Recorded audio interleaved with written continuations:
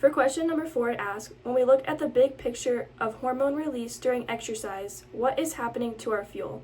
Explain the overall purposes of epinephrine, norepinephrine, glucagon, cortisol, growth hormone, and insulin during exercise, and why this is beneficial for performance.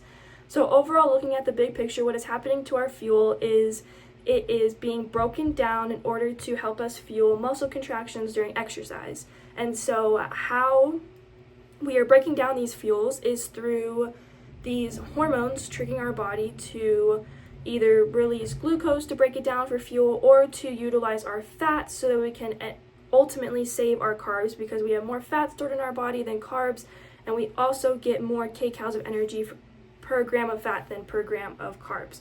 So looking at these hormones being released, we have epinephrine and norepinephrine, which are released on the onset of exercise to tell our body to start breaking down fuels. And for epinephrine and norepinephrine, it's telling us to break down a little bit of fats, but mostly a lot of carbs. And so we also have glucagon being released, which is again telling our body to break down fuels, and it's telling us to break down glucose that we have stored in our body. And so again, utilizing a lot of carbs with these two hormones being released. So on the flip side of that, we have cortisol and growth hormone, and those are slow acting hormones. And so for the epinephrine and norepinephrine and glucagon, those are fast acting hormones, which means that they start working really quickly on the onset of exercise and they don't take a ton of signals to start working, whereas with the slow acting hormones of cortisol and growth hormone, they take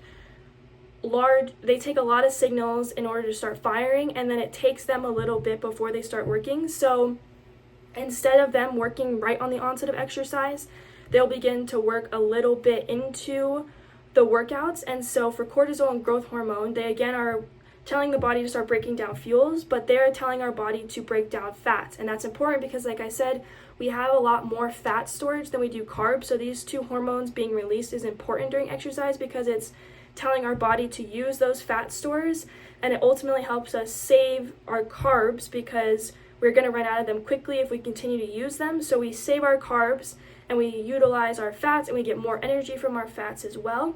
And so those hormones are released a little bit further into the exercising because they're slow acting. And then for our last hormone, we have insulin, which is released slightly during exercise because it's ultimately inhibited because we're stimulating glucagon. But with insulin, we are increasing the storage of our fuels, specifically storing glucose in the liver into glycogen, so we can break it down and use it for fuel later.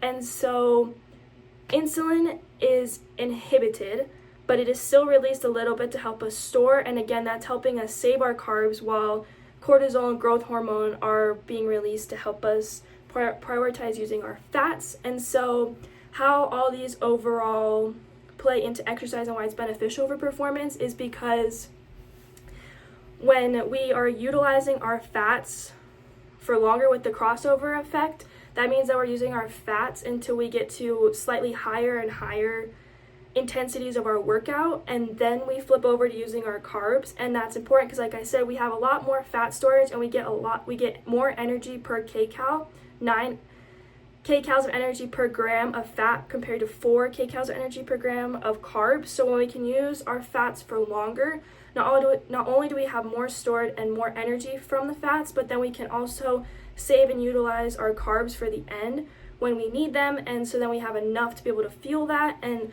overall, it's important that these hormones of epinephrine, norepinephrine, cortisol, growth hormone, and glucagon are released to break down our fuels so that we can therefore fuel our contracting muscles so that they can go through ATP resynthesis and continue to contract and fuel exercise. And it's also important that we have insulin to store a little bit of our energy so that we can then use it later and still have some carbs left. And so overall, it's telling us that these hormones are telling us that we need to break down fuels in order to fuel muscle contractions.